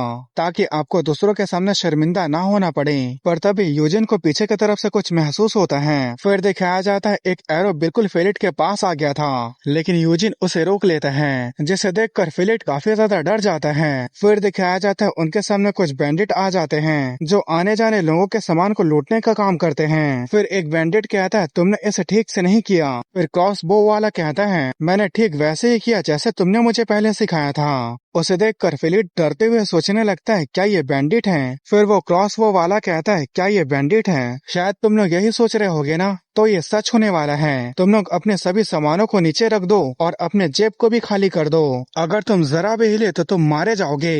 पर तभी यूजिन बहुत तेजी से उसके पास आकर उसके गले को काट देते हैं और उसका सिर टप्पा खाते हुए फेलिट के पास चले जाता है, जिसे देखकर फेलिट काफी ज्यादा डरने लगता है और वहीं उसे देखकर वो बैंडिट लोग काफी ज्यादा गुस्सा हो जाते हैं। फिर यूजिन कहता है मैं वैसे ही चला जैसे मैं चाहता था, फुर्तीला और तेज। फिर वो बैंडिट यूजिन के ऊपर अटैक करते हुए कहता है तुम कमीने कहीं के, मैं तुम्हें जिंदा नहीं छोड़ूंगा। पर अगले ही पल यूजिन बहुत तेजी से उसका गले को भी काट देता है। फिर वो बहुत तेजी से उन सभी बैंडिट के गले को काटने लगता है, जिसे देखकर उनका एक बैंडिट काफी ज्यादा डर जाता है। पर यूजिन उसे भी नहीं छोड़ता और अपने शॉट को उसके तरफ फेंक देता है, जो शॉट सीधा जाकर उसके सीने पर लग जाता है। फिर यूजिन कहता है मैं सच में इसे समझ नहीं पा रहा, इंसान अपने से कमजोर लोगों को लूटने और मारने की कोशिश क्यों करते हैं। फिर वो उस बैंडिट के पास आकर अपने शॉट को उसके अंदर और भी ज्यादा घुसा देता है, जिससे वो जोर जोर से चीखने चिल्लाने लगता है। फिर यूजिन कहता है अगर कोई कमजोर है तो क्या उसे परेशान करना ठीक है। फेलिट मैं अगर पढ़ना सीख जाऊंगा तो क्या मैं भी इन सब चीजों को समझ पाऊंगा। पर फेलिट के पास इसका जवाब नहीं होता है। फिर यूजिन अपने शॉट को निकालते हुए कहता है तुमने कहा था ना कि तुम रूमर के बदले अपने आंखों पे भरोसा करोगे, तुम जो भी चाहो मेरे बारे में सोच सकते हो, तुम इसके लिए आजाद हो, लेकिन मैं तुमसे ये वादा करता हूँ खून का एक बूंद भी तुम्हारे बॉडी को छू नहीं पाएगा। फिर उसके बाद हमें ब्राह्म्स विलेज का सीन दिखाया जाता है, जिसे देखकर स्पिरिट खुश होते हुए कहती है यहाँ बहुत सारी अजीब और अच्छी चीजें हैं। फिर फिलिट कहता है सर यूजिन अगर आप यहाँ कुछ खरीदने के बारे में सोच रहे हैं तो आपको सावधान रहना चाहिए। मैं पिछले बार विलेज चीफ के साथ आया था और यहाँ के मर्चेंट ने उन्हें ठग लिया, जिस वजह से वो बहुत ज्यादा गुस्सा हो गए थे। फिर यूजिन सोचने लगते हैं पहले मुझे पैसे की जरूरत है, उसके बाद सावधान रहना है या नहीं बाद में सोचेंगे। फिर यूजिन कहता है 1 मिनट यहीं पर रुको। फिर वो ब्लैक वुल्फ के चमड़े को निकालते हुए कहता है मुझे ये लेदर बेचना है। फिर वो बूढ़ा आदमी कहता है ये तो ब्लैक वुल्फ के लेदर हैं, ये तो यहाँ ज्यादा दिखाई नहीं देते, तो तुम्हें इतना ज्यादा कहाँ से मिल गया। फिर वो बूढ़ा आदमी उसके कपड़े और सामान को देखते हुए कहता है ये देखने से ट्रेडर नहीं लगता और इसके पुराने और गंदे कपड़ों को देखकर लगता है कि ये घूमने फिरने वाला ट्रैवलर है, तब तो इसे बेवकूफ बनाना आसान है। फिर वो बूढ़ा आदमी कहता है ये लेदर बहुत डैमेज है, इसलिए मैं ज्यादा से ज्यादा इसके 18 सिल्वर कॉइन ही दे सकता हूँ। फिर उसके बाद यूजिन उस बूढ़े आदमी को घूर कर देखने लगता है, जिसे देखकर वो बूढ़ा आदमी डरते हुए सोचने लगता है आखिर इस आदमी की आंखें लाल क्यों हैं और उसे देखकर मुझे डर क्यों लग रहा है। फिर वो कहता है ब्लैक वुल्फ लेदर बहुत रेयर होते हैं, इसलिए मैं इसकी कीमत को थोड़ा बढ़ा सकता हूँ। पर जब वो यूजिन की तरफ देखता है तो वो अभी भी उसे घूर के देखे जा रहा था। फिर वो बूढ़ा आदमी मन ही मन कहता है अगर तुम्हें कुछ कहना है तो तुम मुंह से भी बोल सकते हो, आखिर तुम मुझे घूर घूर कर क्यों देख रहे हो। ऐसा लगता है ये तुम्हारा पहली बार है, इसलिए मैं अपनी तरफ से तुम्हें 23 कॉइन दे सकता हूँ। पर यूजिन अभी भी उसे घूर घूर के देखे जा रहा था। उसे देखकर वो बूढ़ा आदमी सोचने लगता है क्या ये मुझे निचोड़ निचोड़ कर गरीब बनाना चाहता है। फिर वो बूढ़ा आदमी कॉइन को बढ़ाने लगता है, जिसे देखकर फिलिट भी हैरान हो गया था। पर यूजिन अभी भी उसे घूरे जा रहा था। फिर वो बूढ़ा आदमी सोचने लगता है क्या ये मुझे कंगाल करना चाहता है। फिर वो बूढ़ा आदमी कहता है मैं अब 30 कॉइन से ज्यादा नहीं दे सकता। फिर यूजिन कहता है ठीक है। फिर उसके बाद रात का सीन दिखाया जाता है, जहाँ वो लोग कैंप फायर लगाकर बैठे हुए थे, जहाँ यूजिन सोचने लगता है ये कीड़े के जैसे दिखते हैं, मैंने फिलिट से बेसिक सीख लिया है पर मैं अभी भी इसे ठीक से पढ़ नहीं सकता। फिर उसके बाद स्पिरिट कहती है ये कपड़े काफी अच्छे लग रहे हैं, लेकिन अगर सोचो तो वैम्पायर सिल्क रोब पहनते हैं, लेकिन अगर पैसे के हिसाब से देखा जाए तो ये कपड़े की क्वालिटी काफी अच्छी है। फिर यूजिन कहता है और इसके अलावा जितना मैंने सोचा था मुझे मार्केट के बारे में उतना चिंता करने की जरूरत नहीं थी। फिर स्पिरिट कहती है क्या तुम उन मर्चेंट के बारे में बात कर रहे हो जिन्हें तुमने कंगाल कर दिया, अगर तुम उसे और निचोड़ते तो तुम एक महंगे सिल्क के कपड़े को ले सकते थे। फिर यूजिन कहता है मुझे सिर्फ ऐसा चीज की जरूरत थी जो सूरज की रोशनी को रोक सके। फिर स्पिरिट कहती है तुम्हें अपने लाइफ को और एंजॉय करना चाहिए, एक वैम्पायर नोबल में भी नोबल होता है, वो अपनी लग्जरी लाइफ जीते हैं, चांद की रोशनी में नहाते हैं, सिल्क रोब पहनते हैं और वाइन की तरह खून को पीते हैं। फिर यूजिन कहता है मिरियन तुमने तो कहा था कि तुम उस दलदल में रहा करती थी, तो गाइस अब से मैं इस स्पिरिट को मिरियन कहूंगा क्योंकि इसका नाम मिरियन है। फिर मिरियन कहती है मैं असल में स्पिरिट रियान में भी थी, कभी कभी सीनियर ह्यूमन वर्ल्ड से आते थे, उन्होंने ही मुझे ये सब के बारे में बताया है। अगर तुम्हें सिल्वर ब्लेड से मारा नहीं जाता और तुम्हारे ऊपर खिला नहीं ठोका जाता तो तुम 200 साल तक जिंदा रह सकते हो। तुम्हें एंशिएंट कैरेक्टर और इंपीरियल लैंग्वेज को भी सीखना चाहिए। फिर यूजिन कहता है क्या तुम ये पढ़ना जानती हो? फिर मिरियन कहती है नहीं। फिर यूजिन कहता है क्या तुम पानी को प्यूरिफाई करने के अलावा कुछ और नहीं कर सकती? फिर तभी पीछे से फेलिट आते हुए कहता है सर यूजिन मुझे माफ कर देना, लेकिन आप अभी किससे बात कर रहे थे? फिर यूजिन कहता है मैं अपने आप से बात कर रहा था, वैसे अब तुम कैसे हो? फिर फेलिट कहता है मैं अब ठीक हूँ, मुझे माफ कर देना, मुझे अपनी ऐसी साइड दिखाने के लिए मैं खरगोश बना रहा था, तभी मुझे सुबह की याद आ गई। फिर उसके बाद फेलिट उल्टी करने लगता है, जिसे देखकर मिरियन कहती है ऐसे लगता है ये उसके लिए कुछ ज्यादा ही हो गया है। फिर यूजिन कहता है ये ठीक है, एक मामूली आदमी को लाशों की आदत नहीं होती। फिर फेलिट कहता है चिंता करने की कोई बात नहीं है, मेरे पास अभी भी स्टेमिना है और रात काफी लंबी है, मेरे पास काफी ज्यादा पेपर है तो मैं आपको लिखना सिखा सकता हूँ। फिर उसके बाद फेलिट यूजिन को पढ़ना लिखना सिखाने लगता है। फिर यूजिन कहता है क्या लेटर को सीखना इतना आसान होता है? फिर फेलिट कहता है ऐसा इसलिए क्योंकि आप अमेजिंग हो सर यूजिन, मुझे सब कुछ सीखने में कुछ महीने लग गए और आमतौर पर लोगों को तो सालों भर का समय लग जाता है। फिर यूजिन कहता है फेलिट क्या इतना सच में काफी होगा? एक बार जब हम वहाँ पहुँच जाएंगे तो शायद थोड़ा मोड़ा पढ़ने से काम नहीं चलेगा, आखिरकार तुम रातों रात एक नोबल के बेटे बन रहे हो। फिर फेलिट कहता है मेरी मदर ने इसके बारे में कुछ भी नहीं बताया, इसलिए मैंने भी कभी नहीं सोचा था कि ऐसा कुछ होगा। यहाँ तक कि मुझे अभी भी यकीन नहीं हो रहा है कि मैं सर टिरविन का बेटा हूँ और उन्होंने अपने कासल में मुझे बुलाया है।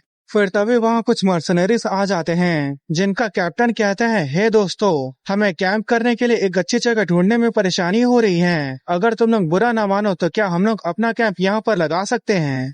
उसकी बातें सुनकर यूजिन उसे देखते हुए सोचने लगता है इसके पास अच्छे वेपन है और आर्मर है और इसके अलावा ये अच्छे से बात भी कर रहा है, ये एक असली मर्सनरी है, जिनसे मैं अब तक मिला हूँ ये उनसे बिल्कुल अलग है। फिर वो कैप्टन कहता है यहाँ तक कि तुम्हारे साथ एक बच्चा भी है, क्या मैं पूछ सकता हूँ तुम लोग कहाँ जा रहे हो? फिर यूजिन सोचने लगता है अगर मैं लापरवाही से झूठ बोलता हूँ तो उन्हें मेरे ऊपर शक हो जाएगा।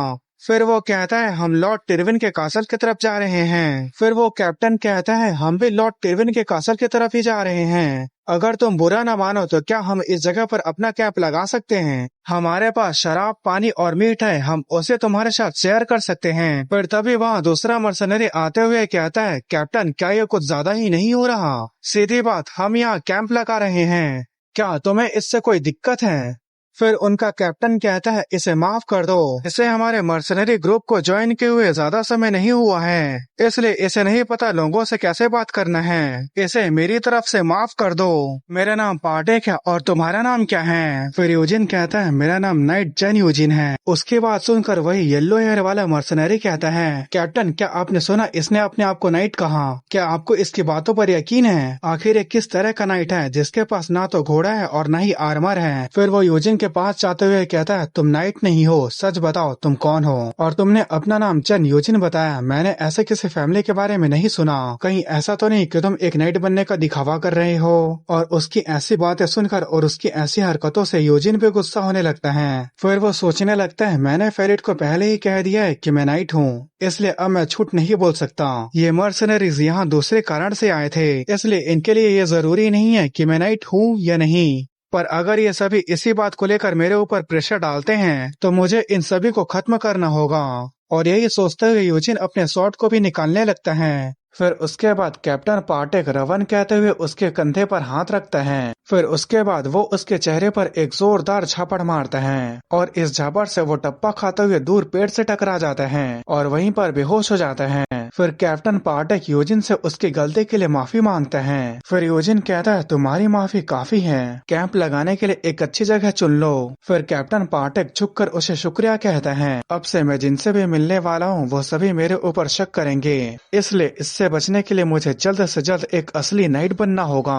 फिर थोड़ी देर बाद का सीन दिखाया जाता है जहाँ फेलिट यूजिन को पढ़ा रहा था और वहीं रवन अभी भी बेहोश था और उसके बगल में कैप्टन बैठा हुआ था। फिर तभी रवन को होश देखा जाता है। फिर वो उड़ते हुए कहता है मुझे क्या हुआ था। फिर कैप्टन पाटेक कहता है तुम बिना डरे एक नाइट के ऊपर कैसे अटैक कर सकते हो। उसे देखकर रवन कहता है कैप्टन पाटेक। फिर कैप्टन पाटेक उसके सिर पर एक पंच मारता है। फिर वो कहता है तुम मेरे वजह से अभी तक जिंदा हो और तुम्हारे वजह से लगभग हम लोग मरने ही वाले थे। फिर रवन कहता है आखिर उस गंदे आदमी से आपको डरने की क्या ही जरूरत है। फिर कैप्टन पाटेक कहता है तुम सिर्फ लोगों को देखकर ही उनके बारे में कुछ भी नहीं कह सकते, तुम्हें एक कदम आगे के बारे में सोचना चाहिए। तुम्हें क्या लगता है उसने जो रोब पहना है उसकी कीमत क्या होगी? ये एक हाई ग्रेड रोब है जो लाइकेनथ्रोप के लेदर से बना है। यहाँ तक कि इसका सबसे सस्ता रोब भी 10 सिल्वर कॉइन से कम का नहीं मिलता है। फिर रवन कहता है क्या ये इतना महंगा है? फिर कैप्टन कहता है हाँ बेवकूफ, ये तुम्हारी सैलरी से 3 गुना ज्यादा कीमती है और हम उसे लेटर पढ़ते हुए देख सकते हैं। इसका मतलब वो पढ़ना लिखना जानता है, तो वो कोई मामूली आदमी नहीं है। और इसके अलावा वो अपने तलवार को निकालने वाला था। उसके बाद हम सभी मारे जाते। अगर हम लक्की होते फिर भी सिर्फ मैं ही बच पाता।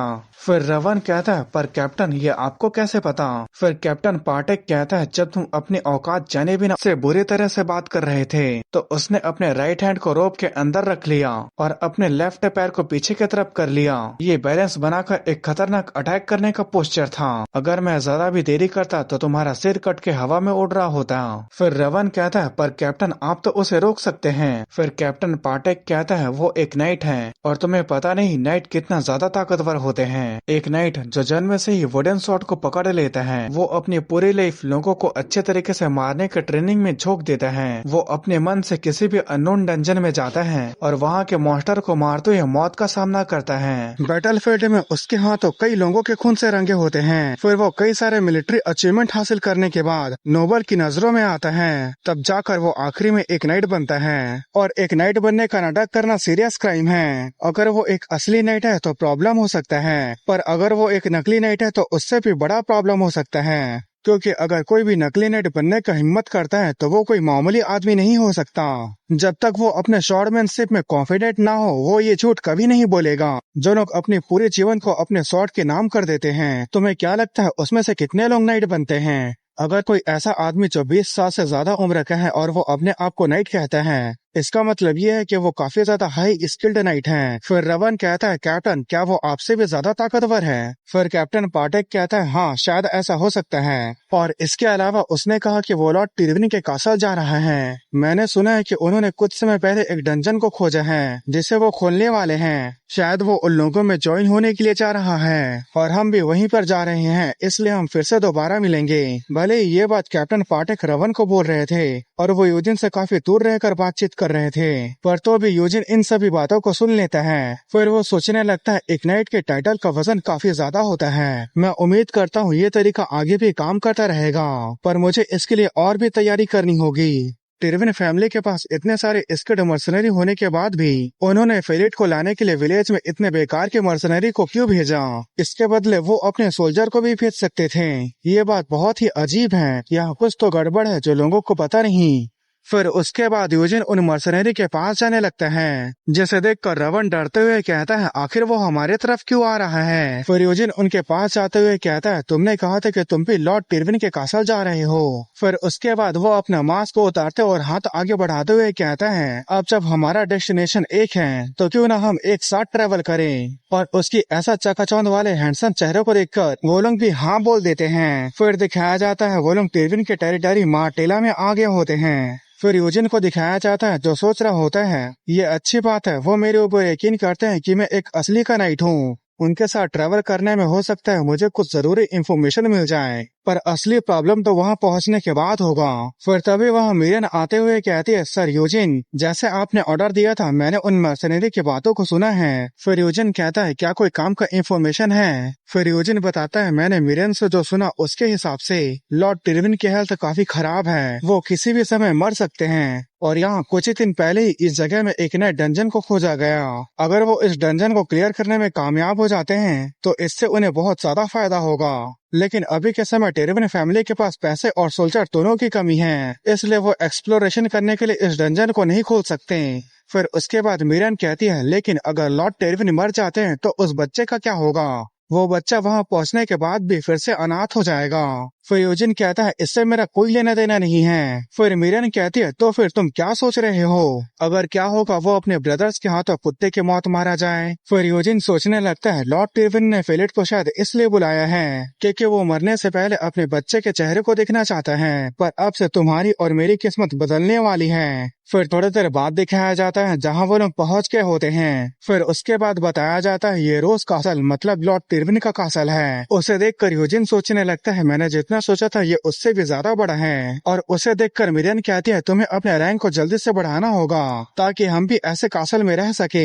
फिर यूजिन कहता है बकवास करना बंद करो और अंदर जाओ। फिर तभी वहाँ कोई आते हुए कैप्टन पाटेक से कहता है तुम अपना काम बताओ। फिर कैप्टन पाटेक कहता है हम आपको ग्रीट करते हैं, हम पेलिन कंपनी के मर्सनरी ट्रूप हैं और आप कौन से नोबल लॉर्ड हो। फिर उसके सामने खड़ा आदमी कहता है मैं कमारा टिरविन फैमिली का वारिस हूँ। फिर बताया जाता है ये हाउस टिरविन का सबसे बड़ा बेटा कमारा टिरविन है। फिर वो कहता है क्या तुम्हारे पीछे हमारा सामान है। फिर कैप्टन पाटेक कहता है जैसे कि आप देख सकते हो हम उन्हें सेफली लेकर आ गए हैं। फिर कमारा कहता है ठीक है अब सामान को उतारो। फिर वो मर्सनरी सामान को उतारने लगते हैं। फिर कमारा यूजिन को देखते हुए कहता है तुम खड़े क्यों हो, तुम इनके साथ क्यों नहीं काम कर रहे। फिर यूजिन उसके पास आते हुए कहता है आपसे मिलकर मुझे खुशी हुई, मेरा नाम नाइट चैन यूजिन है। फिर कमारा कहता है क्या तुम एक नाइट हो। फिर यूजिन कहता है और इसके अलावा ये बच्चा। फिर तभी उसका बात को काटते हुए कमारा का छोटा भाई आते हुए कहता है बड़े भाई कमारा तुम अभी क्या कर रहे हो। उस आवाज को सुनकर यूजिन सोचने लगता है ये जाना पहचाना आवाज, और वहीं उसे देखकर कमारा गुस्सा होने लगता है। फिर उसका छोटा भाई आते हुए कहता है मैंने तुम्हें ये कितना बार बताया है, कासल को गार्ड करने के तौर पे बाहरी लोगों को चेक करना हमारी ड्यूटी है। फिर यूजिन सोचने लगता है आखिर मैं इस आवाज को कैसे भूल सकता हूँ, वह आदमी जिसने मुझे सबसे पहले ढूंढा जब मैं छिपा हुआ था, वैम्पायर हंटिंग यूनिट का कमांडर जो जंग डिरट के साथ मिलकर मुझे हमेशा बेरहमी से परेशान किया करता था, नाइट वर्थल टिरविन। मैं इसे कभी भी नहीं भूल सकता। फिर उसके बाद बताया जाता है यह हाउस टिरविन का दूसरा बेटा नाइट वर्थल टिरविन है जो कहता है तुम यहाँ क्या कर रहे हो। फिर कमारा कहता है क्या मुझे हर एक काम का रिपोर्ट तुम्हें देना पड़ेगा, तुम तो ऐसे बात कर रहे हो जैसे कि तुम वारिस हो। तो गाइस यहाँ पर वारिस का मतलब जो अगला फैमिली हेड बनेगा या लॉर्ड बनेगा उसे यहाँ पर वारिस कहा जा रहा है। फिर वर्थल कहता है तुम्हें पता है मेरे कहने का मतलब ये नहीं था। फिर उसके बाद यूजिन एक लेटर को देते हुए कहता है ये ब्रॉडविन विलेज के चीफ का लेटर है। उस लेटर को लेने के लिए वर्थल अपने हाथ को आगे बढ़ाता है लेकिन यूजिन उस लेटर को वापस ले लेता है। फिर उस लेटर को कमारा को दे देता है जिसे देखकर वर्थल समझ नहीं पाता कि आखिर उसने ऐसा क्यों किया। उस लेटर को देखकर कमारा हैरान होते हुए कहता है मुझे यकीन नहीं हो रहा, मर्सनरीज के ऊपर ब्लैक वुल्फ ने एम्बुश करके अटैक कर दिया और वो सभी मर्सनरीज मारे गए और तुम जिस बच्चे को अपने साथ लेकर आए हो वो नजायज बेटा है। फिर उसके बाद फेलिट चुपते हुए कहता है हेलो मेरा नाम फेलिट है। उसे देखकर कमारा हंसते हुए कहता है अच्छा तो तुम हमारे नए ब्रदर हो। और वहीं उसे देखकर वर्थल गुस्सा हो रहा होता है क्योंकि उसने जिस मर्सनरी को फेलिट को मारने के लिए भेजा था वो खुद ही मर गए थे। फिर कमारा कहता है हम तुम्हारा इंतजार कर रहे थे, फादर तुमसे मिलना चाहते हैं। फिर वर्थल कहता है पहले इसे कोई नहलाओ, अच्छे कपड़े बनाओ और अच्छे से तैयार करने के बाद लेकर आओ। फिर उसके सोल्जर भी ठीक है सर बोलकर फेलिट को ले जाने लगते हैं। फिर उसके बाद यूजिन अपने पैर को पटकते हुए कहता है रुक जाओ, जिसकी बात सुनकर वर्थल भी रुक जाता है। फिर यूजिन कहता है मैं पहले अपने रिवॉर्ड के बारे में बात करना चाहता हूँ, मुझे लॉर्ड टिरविन से मिलना है। उसकी बात सुनकर वर्थल गुस्सा होते हुए कहता है मैं इसे बिल्कुल भी अलाउ नहीं करूंगा। फिर यूजिन कहता है क्या मैं उनसे थोड़ी देर के लिए भी नहीं मिल सकता। फिर वर्थल कहता है फादर की तबीयत अभी ठीक नहीं है, मैं रिवॉर्ड के बदले तुम्हें गोल्ड कॉइन दे दूंगा इसलिए तुम वापिस चले जाओ। फिर यूजिन कहता है मैंने आपके भाई को यहाँ तक लाने के लिए बहुत मेहनत की है। फिर वर्थल गुस्से से कहता है मुझे अपने बात को रिपीट करने के लिए मजबूर मत करो। फिर उसके बाद कमारा कहता है आखिर वो फादर से क्यों नहीं मिल सकता। फिर वर्थल कहता है ब्रदर क्या सच में आप ऐसा करना चाहते हैं। फिर कमारा कहता है वैसे भी हम अपने नए ब्रदर को अपने फादर से मिलाएंगे ही, तो थोड़ी देर के लिए इसे भी फादर से मिलाने में कोई दिक्कत नहीं होगा। फिर वर्थल कहता है हमारे फादर दिन में ठीक से 1 घंटे भी नहीं जाग सकते, तो हम ऐसे ही किसी अनजान आदमी को उनसे कैसे मिलने दे सकते हैं। फिर कमारा कहता है क्या तुम अब फादर के शेड्यूल को भी कंट्रोल करना चाहते हो? फिर वर्थल कहता है ब्रदर क्या तुम मेरे बात का मजाक उड़ा रहे हो? फिर उसके बाद कमारा कहता है सर यूजिन मुझे इसके लिए माफ कर देना। ऐसा लगता है कि तुम मेरे फादर से नहीं मिल पाओगे क्योंकि मेरा भाई वारिस बनने का नाटक करना चाहता है। फिर वो यूजिन के कंधे पर हाथ रखते हुए कहता है तो प्लीज अपने घर सेफली पहुंच जाना। फिर उसके बाद वो फिलेट को अपने साथ लेकर जाने लगता है। फिर यूजिन सोचने लगता है वो शुरू से ही नहीं चाहते थे कि मैं उनके फादर से मिलूं। फिर तभी वहाँ पर कोई आते हुए कहता है लॉर्ड टिरविन के दूसरे बेटे, अच्छा तो तुम यहाँ पर हो, मैं तुम्हें कब से हर जगह ढूंढ रहा था। फिर वो आदमी अपने कंधे पर कुछ आदमियों को पकड़ा था, वो उसे वहीं पर गिरा देते हैं। फिर वो कहता है ये मर्सनरीज हैं जो विलेज के लोगों के सामान को चोरी कर रहे थे, ये ट्रेनिंग करने के बदले आलसपन दिखा रहे थे, इसलिए मैं इन्हें यहाँ लेकर आ गया। फिर वो अपने हाथ को आगे करते हुए कहता है क्या हमें इनमें से एक को एग्जाम्पल के तौर पर मार देना चाहिए ताकि यहाँ पे ऐसा गलती कोई दोबारा ना करे। भले ही इन मर्सनरी को तुमने डंजन रेड के लिए हायर किए हैं। और वहीं वर्थल यूजिन को देखकर थोड़ा परेशान होने लगता है। फिर वो उस आदमी को ले जाते हुए कहता है ठीक है मैं उन मर्सनरी से बात कर लूंगा, यहाँ बहुत सारे लोग हमें सुन रहे हैं इसलिए हमें अंदर जाकर बात करना चाहिए। फिर कैप्टन पाटेक कहता है वो आदमी सर गैल्फ्रेडिक है। फिर यूजिन कहता है क्या तुम उसे जानते हो? फिर कैप्टन पाटेक कहता है हाँ वो एक ऐसा नाइट है जिसका फ्यूचर काफी ज्यादा ब्राइट है। हाल ही में एवरग्रो फैमिली द्वारा होस्ट किए हुए टूर्नामेंट में वो 3rd प्लेस में आया था। उसके पास मॉन्स्टर की जैसी ताकत और स्किल है। उस दिन उसने 1000 से ज्यादा कॉम्पिटिटर्स को हराया था। फिर यूजिन कहता है तो इतना स्किल्ड नाइट यहाँ पर क्या कर रहा है? फिर कैप्टन पाटेक कहता है मुझे लगता है शायद वो नए खोजे गए डंजन की वजह से यहाँ पर है। भले ही ये कैपिटल से बहुत दूर का एरिया है पर किसी भी नाइट के लिए एक डंजन को क्लियर करना एक बड़ा अचीवमेंट माना जाता है। डंजन को क्लियर करने में कई लोग अपनी जान गंवा देते हैं। मुझे लगता है शायद वो इस डंजन को क्लियर करके किसी बड़े फैमिली में रखे जाने के लिए प्लान बना रहे हैं। फिर यूजिन कहता है अच्छा ऐसी बात है, वैसे तुम्हारा काम तो खत्म हो गया है ना? फिर कैप्टन पाटेक भी हाँ कहता है। फिर यूजिन कहता है तो क्या मैं तुम्हारा अगला क्लाइंट बन सकता हूँ? फिर उसके बाद हमें रात का सीन दिखाया जाता है। फिर वर्थल और गैल्फ्रेडिक को दिखाया जाता है जो उन मर्सनरी को पनिशमेंट दे रहे थे। फिर कमारा को दिखाया जाता है जो सोचने लगता है मुझे इस बार डंजन खोलना ही होगा। फादर का तबीयत खराब होने की वजह से मेरा छोटा भाई खुले आम सक्सेसर के पोजीशन के लिए मुझसे आगे बढ़ने की कोशिश कर रहा है। इसके अलावा वो अपने कनेक्शन के वजह से सर गैल्फ्रेडिक को भी यहाँ बुला लिए हैं। शायद वो डंजन क्लियर करने के बारे में सोच रहा है। अगर वो ऐसा करने में कामयाब हो जाता है तो सभी लोग उसे ही सपोर्ट करेंगे, लेकिन मैं ये कैसे करूंगा? फिर तभी उसके दरवाजों को कोई नॉक करने लगता है। फिर तभी बाहर खड़ा गार्ड कहता है मास्टर सर यूजिन आपसे मिलने का रिक्वेस्ट कर रहे हैं। फिर कमारा सोचने लगता है यूजिन ये तो वही नाइट है जो कमारा को यहाँ लेकर आया था। फिर कमारा कहता है उसे अंदर आने दो। फिर उसके बाद यूजिन अंदर आता है। फिर कमारा कहता है सर यूजिन आपका स्वागत है, तुम्हें फिलिट के बारे में चिंता करने की जरूरत नहीं है, हम ये मेक श्योर करेंगे कि उसे सेफ रखा जाए। फादर के जागते ही वो आपको फिलिट को यहाँ सेफली लाने के लिए एक अच्छा रिवॉर्ड देंगे। वैसे भी जब तुमने वर्थल के जगह मुझे पहले लेटर दिया था तो तुम मुझे काफी अच्छे लगे। फिर यूजिन कहता है मुझे आपसे मिलकर खुशी हुई, लेकिन मुझे इस जगह के लॉर्ड से काम है क्योंकि बीच में 3rd पार्टी आने से मैं भी हैरान हो गया। और गाइस शायद यहाँ 3rd पार्टी का मतलब गैल्फ्रेडिक से है। फिर उसके बाद कमारा कहता है तो बताओ तुम क्या चाहते हो? क्या तुम मेरे फादर से मिलकर अपने पहचान का सर्टिफिकेशन चाहते हो? फिर यूजिन कहता है वो तो है, पर मैं आपको कुछ ऑफर करना चाहता हूँ, मैं डंजन रेड में शामिल होना चाहता हूँ। फिर उसकी बातें सुनकर कमारा जोर जोर से हंसने लगता है। फिर वो कहता है जितना मैंने सोचा था तुम उससे भी ज्यादा इंटरेस्टिंग हो। तुमने कहा था कि तुम एक नाइट हो, मैंने सुना था कि तुमने 5 बैंडिट को मार दिया था। क्या तुम इस डंजन रेड में पार्टिसिपेट करके अपने रेपुटेशन को बढ़ाना चाहते हो? क्या तुम्हारे पास कोई भी ऐसा कारण है जिस वजह से मैं तुम्हें इसके लिए परमिशन दे दूं? फिर यूजिन कहता है क्योंकि ये एक ऑफर है, इससे आपको कोई भी नुकसान नहीं होगा। फिर कमारा कहता है तुम्हारा मतलब क्या है? फिर यूजिन कहता है जहाँ तक रिवॉर्ड की बात है तो मैं और मेरे मर्सनरी 100 सिल्वर कॉइन और माना क्रिस्टल को छोड़कर आधा लूट का हिस्सा लेंगे।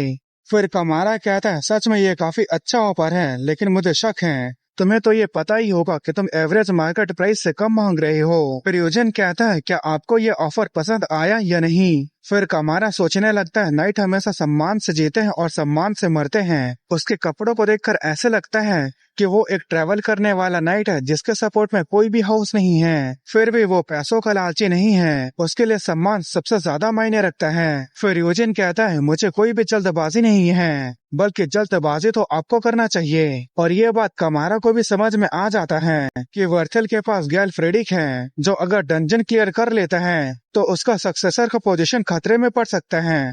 फिर वो स्माइल करते हुए सोचने लगता है इस आदमी को सिचुएशन का फायदा अच्छे से उठाने आता है। अब तक मैं जिस नाइट से भी मिला हूँ ये उनसे बिल्कुल अलग है। फिर कमारा कहता है बहुत अच्छे, मुझे इस अच्छे ऑफर को मना करने का कोई कारण नहीं दिख रहा। फिर वो अपने हाथ को आगे बढ़ाते हुए कहता है सर यूजिन, मैं तुम्हारे साथ काम करने के लिए एक्साइटेड हूँ। फिर थोड़ी देर पहले का सीन दिखाया जाता है जहाँ कैप्टन पाटेक कहता है माना क्रिस्टल को प्यूरिफाई करना काफी मुश्किल है और उनका कमीशन फी भी बहुत ज्यादा होता है, बिल्कुल इसका उल्टा लूट जिसे हम उनकी असली कीमत पर बेच सकते हैं। मैं एक अच्छी ट्रेडिंग कंपनी जानता हूँ जिससे मैं तुम्हें मिला सकता हूँ, बस तुम्हें ये कहना है कि सिर्फ तुम लूट को ही लोगे। अगर तुम ऐसा करते हो तो सर कमारा के पास तुम्हारे ऑफर को मना करने का कोई कारण नहीं होगा। फिर थोड़ी देर बाद का सीन दिखाया जाता है, क्या तुम सब्जुगेशन पार्टी में एक नए मेंबर को जोड़ना चाहते हो? मैं तुम्हें डेस्परेटली आखिरी मिनट में सिर्फ अपने हाथ पैर को मारते हुए देख रहा हूँ। एक डंजन बच्चों के खेलने का मैदान नहीं है, जिस समय तुम गिरोगे उसी समय तुम वहीं पर मारे जाओगे। ये एक ऐसी जगह है जहाँ लोगों की जान मक्खी के बराबर होती है। फिर गैल फ्रेडिक कहता है अगर कोई अमेच्योर आदमी अपने शौक के लिए अगर हमारे काम में रुकावट डालेगा तो मैं इसके खिलाफ हूँ। फिर वर्थल कहता है क्योंकि वो एक नाइट है जिसे मेरे भाई ने रिक्रूट किए हैं, इसलिए मुझे भी उससे ज्यादा उम्मीदें नहीं है। मेरे भाई का कनेक्शन उतना ज्यादा नहीं है और हमारे पड़ोसी नोबल से भी उसका कुछ खास नहीं जमता। अगर बात ज्यादा आगे जाती है तो मैं चाहूंगा कि तुम उसे खुद बता दो। फिर गैल फ्रेडिक कहता है तुम बीच में मुझे क्यों घसीट रहे हो? फिर तभी वहाँ कमारा आते हुए कहता है इंतजार कराने के लिए माफ कर देना, मैं अपने नई नाइट से थोड़ी देर बात कर रहा था। तो ठीक है चलो मैं अपने नाइट को इंट्रोड्यूस कराता हूँ। ये वो नाइट है जो सब्जुगेशन पार्टी को ज्वाइन कर रहा है। ये है नाइट चेन यूजिन और उनका मर्सनरी ग्रुप। फिर दिखाया जाता है वहाँ यूजिन के साथ कैप्टन पाटेक का मर्सनरी ग्रुप भी होता है। उसे देखकर वर्सल सोचने लगता है ये तो वही आदमी है जिसने फिलिट को लेकर आया था और इससे भी बड़ी बात ये एक मर्सनरी ग्रुप को लीड भी कर रहा है। फिर वर्सल कहता है कमारा, हम इसे एक्सेप्ट नहीं कर सकते, जिसके हमें ओरिजिन और स्किल के बारे में कुछ पता नहीं, हम उसे कैसे एक्सेप्ट कर सकते हैं? फिर कमारा कहता है क्या उसका ओरिजिन? मैं कम से कम उसके स्किल का गारंटी देता हूँ, मैंने उसके बारे में फिलिट से सुना था। हमारे टेरिटरी के बाहर वो बैंडिट का ग्रुप जो आते जाते लोगों को लूट लिया करते थे, वो हमारे लिए काफी बड़ा सिर दर्द थे। सर यूजिन ने अपने छोटे से शॉट से उस पूरे बैंडिट ग्रुप को खत्म कर दिया। फिर तभी गैल फ्रेडिक यूजिन के ऊपर एक छोटा सा शॉट को थ्रो कर देता है, जिसे यूजिन अपने शॉट से डिफ्लेक्ट कर देता है और वो शॉट दीवार में जाकर लगती है और वो दीवार भी क्रैक हो जाता है। उसे देखकर गैल फ्रेडिक स्माइल करने लगता है। फिर वो अपने जगह से खड़े होते हुए कहता है सच में ये काफी अच्छा था, हमारी पहली मुलाकात में मुझे इस बदतमीजी के लिए माफ कर दो। तुम्हारे स्किन पे एक भी खरोच को ना देखते हुए और धूप से बचते हुए देखकर ऐसे लगता है तुम काफी नाजुक तरीके से पले बड़े हो। यंग मास्टर, क्या मैं तुम्हारे स्किल को देख सकता हूँ? गाइस मतलब यहाँ पर वो यूजिन से डुएल करने की बात कर रहा होता है। फिर थोड़ी देर बाद ग्राउंड का सीन दिखाया जाता है और ये बात कुछ ही समय में फैल गई होती है क्योंकि गैल फ्रेडिक एक जाना माना नाइट था, इसलिए उसकी डुएल को देखने के लिए कुछ ही समय में वहाँ बहुत सारे लोग इकट्ठा हो जाते हैं और वहाँ कोई यूजिन को पहचान नहीं पाता क्योंकि वो लोग ऐसे किसी नोबल फैमिली के नाइट के बारे में नहीं सुने थे और उन्हें ऐसा भी लग रहा होता है कि गैल फ्रेडिक आसानी से यूजिन को हरा देगा। फिर उसके बाद गैल फ्रेडिक अपने शॉट को निकाल लेता है और यूजिन को देखने लगता है। फिर यूजिन भी गैल फ्रेडिक को देखने लगता है। फिर उसके बाद वो भी अपना शॉट को निकाल लेता है। फिर उसके बाद रेफरी अपने हाथ को उठाते हुए कहता है शुरू करो और इसी के साथ घंटा बजता है और दोनों के बीच फाइट शुरू हो जाता है और शुरू होते ही वो दोनों एक दूसरे के ऊपर अटैक कर देते हैं। फिर अपना शॉट टकराने के बाद पीछे आ जाते हैं। फिर गैल फ्रेडिक हाथ का इशारा करते हुए उसे अपने पास आने के लिए कहता है। यूजिन उसे देखकर एक पल के लिए हैरान होता है पर अगले ही पल वो उसके ऊपर जाकर अटैक की बारिश कर देता है। उसे देखकर रवन कहता है जैसे कि सर यूजिन से उम्मीद थी, वो सर गैल फ्रेडिक को पीछे धकेले जा रहे हैं। फिर कैप्टन पाटेक कहता है ऐसी बात नहीं है सर, गैल फ्रेडिक अभी सिर्फ अपने ओपोनेंट की ताकत को देख रहे हैं। सर गैल फ्रेडिक जानबूझकर अपने आप को पीछे धकेलने दे रहे हैं। फिर हमें गर्लफ्रेडिक को दिखाया जाता है जो स्माइल करते हुए यूजिन के सभी अटैक को आसानी से ब्लॉक किए जा रहा था। फिर वो यूजिन को देखकर सोचने लगता है उसका स्वॉर्डमैनशिप कुछ खास नहीं है और वो स्वॉर्ड को भी अलग अलग तरीके से पकड़ता है। वो एक अच्छा स्वॉर्ड्समैन नहीं है, लेकिन उसके तरीकों को देखकर ऐसा लगता है कि वो जंगल में पला बड़ा हो, जैसे कि मैंने सोचा था। फिर यूजिन अपने शॉट से उसके ऊपर जबरदस्त अटैक करता है, पर गर्लफ्रेडिक आसानी से उसके शॉट को डिफ्लेक्ट कर देता है। फिर वो कहता है तुम्हारा नाइट होना एक झूठ है, क्यों मैं सही कह रहा हूँ ना। रूथलेस स्वॉर्डमैनशिप और एक स्लोपी स्टैंस, तुमने कभी भी अच्छे से ट्रेनिंग नहीं लिया और सिर्फ अपने फिजिकल एबिलिटी पर ही डिपेंड रहते हो। तुम ये नहीं कह सकते कि स्वॉर्डमैनशिप एक नाइट के लिए सब कुछ है, लेकिन अगर तुम कुछ ब्लो एक्सचेंज करते हो तो तुम ये कह सकते हो, लेकिन अगर कुछ ब्लो मारने में तुम कामयाब रहते हो तो ये कह सकते हो। फिर यूजिन अटैक करते हुए कहता है तुम बहुत बात करते हो, पर गर्लफ्रेडिक आसानी से उसके अटैक को डिफ्लेक्ट कर देता है। फिर वो अटैक करते हुए कहता है अगर तुम मुझे हरा देते हो तो मैं चुप हो जाऊंगा, जिस अटैक को यूजिन जैसे तैसे करके ब्लॉक करता है, पर गर्लफ्रेडिक अपनी ताकत लगाकर उसके शॉट को जमीन पर गाड़ देता है। फिर उसके बाद वो घूमकर यूजिन के ऊपर एक जबरदस्त अटैक करता है, जिस अटैक को यूजिन अपने शॉट से ब्लॉक तो कर लेता है, पर उस अटैक का फोर्स इतना ज्यादा था कि वो पीछे फेंकाते हुए दीवार से टकरा जाता है और उसे देखकर वर्थल हंसते हुए कहता है कहीं वो बेहोश तो नहीं हो गया। फिर उसके बाद यूजिन वहां से निकलते हुए गुस्से से कहता है किसने कहा। फिर उसके बाद यूजिन जंप करके गर्लफ्रेडिक के ऊपर अटैक कर देता है, पर गर्लफ्रेडिक उसके अटैक को ब्लॉक कर लेता है। फिर यूजिन अपने शॉट को घुमाकर फिर से गर्लफ्रेडिक के ऊपर अटैक कर देता है, लेकिन गर्लफ्रेडिक उल्टा उसी के अटैक उसी के ऊपर कर देता है। फिर वो सोचने लगता है ये काफी ज्यादा तेजी से सीख रहा है। फिर यूजिन उसी अटैक को करता है जिस अटैक को गर्लफ्रेडिक ने करके यूजिन को पीछे फेंक दिया था,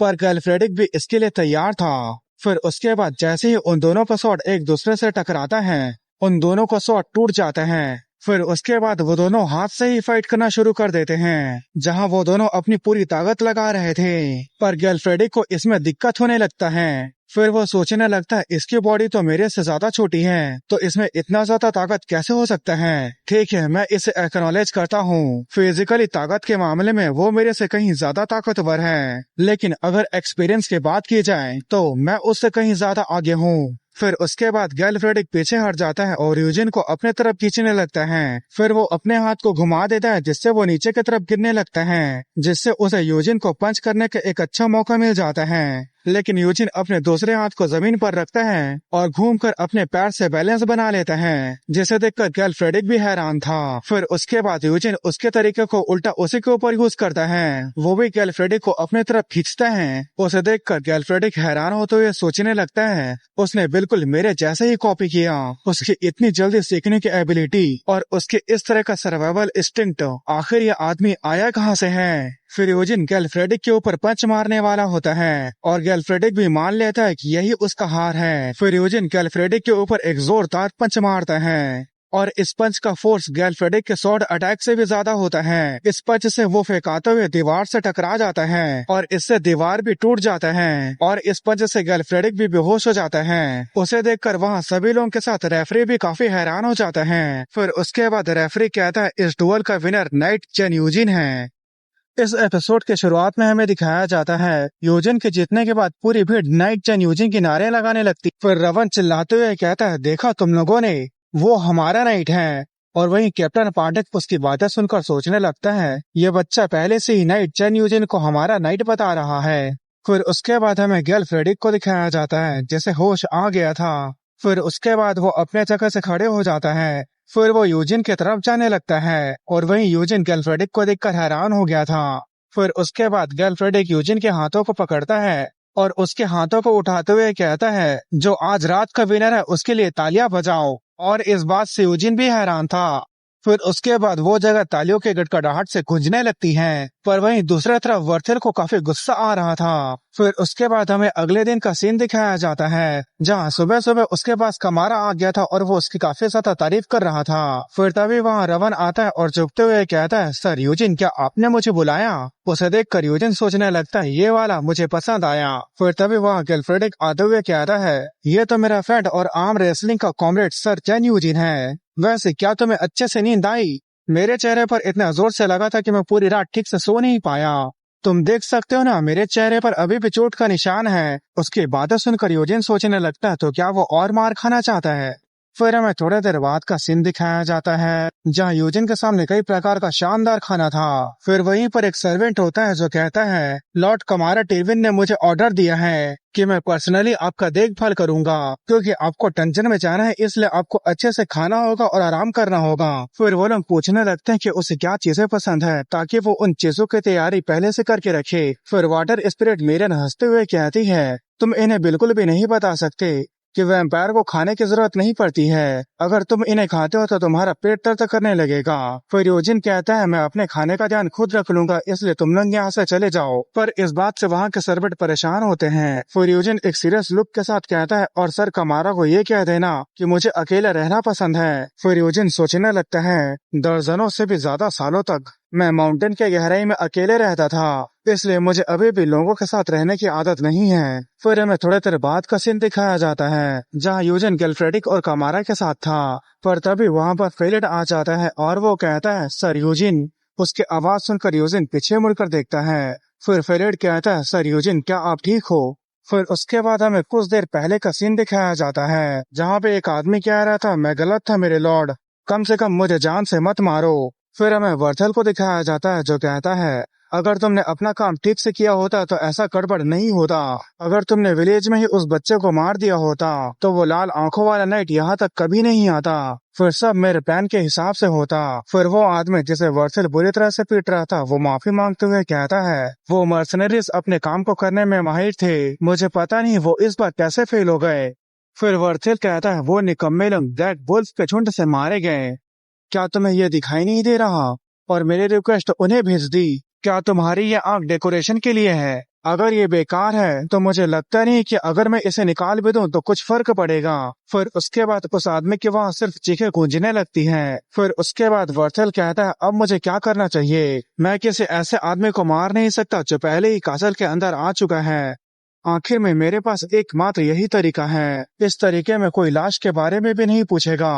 फिर हमें वहाँ फेलिट को दिखाया जाता है जिसे शायद पीटा गया था, पर उसे अभी भी होश था और वो उसकी सभी बातों को सुन रहा था। फिर प्रेजेंट टाइम का सीन दिखाया जाता है जहाँ यूजिन कह रहा था, तो सर वर्थल मुझे डंजन में जाने के लिए कह रहा है, मैं समझ रहा हूँ तुम्हारे कहने का क्या मतलब है। फिर फेलिट कहता है, मुझे अब मरने के लिए डंजन में भेजा जा रहा है। फिर यूजिन कहता है, तुम्हें पता है जिन मर्सनरी ने तुम्हारे विलेज में आकर हंगामा मचा दिया था, जिन मर्सनरी को ब्लैक वुल्फ ने मार दिया था, उसे तुम्हारे भाई में से किसी एक ने ही भेजा था। वे नहीं चाहते थे कि तुम कासल तक सेफली पहुंचो, पर तुम्हारे पास जिंदा रहने का एक तरीका है। फेलिट टिरविन, तुम मेरे सर्वेंट बन जाओ। तुम 16 साल के हो चुके हो और तुम्हारा एज सेरेमनी पहले ही हो चुका है, इसलिए तुम्हें अपने गार्डियन की परमिशन की जरूरत नहीं है। तुम अपने पसंद का रास्ता चुनने के लिए आजाद हो। या तो तुम अपनी सांस रोककर किसी के द्वारा मरने का इंतजार कर सकते हो, या तुम आखिरी तक जिंदा रहने के लिए स्ट्रगल कर सकते हो। फिर उसके बाद डंजन ओपनिंग का दिन आ जाता है। फिर वहीं पर गिलफ्रेडिक होता है जो बता रहा होता है, इस डंजन के साइज को देखकर लगता है यहाँ के लो रैंक मोस्टर गॉब्लिन और कोबाल्स होंगे और मिड रैंक मोस्टर ट्रोल्स और जियांट स्पाइडर हो सकते हैं,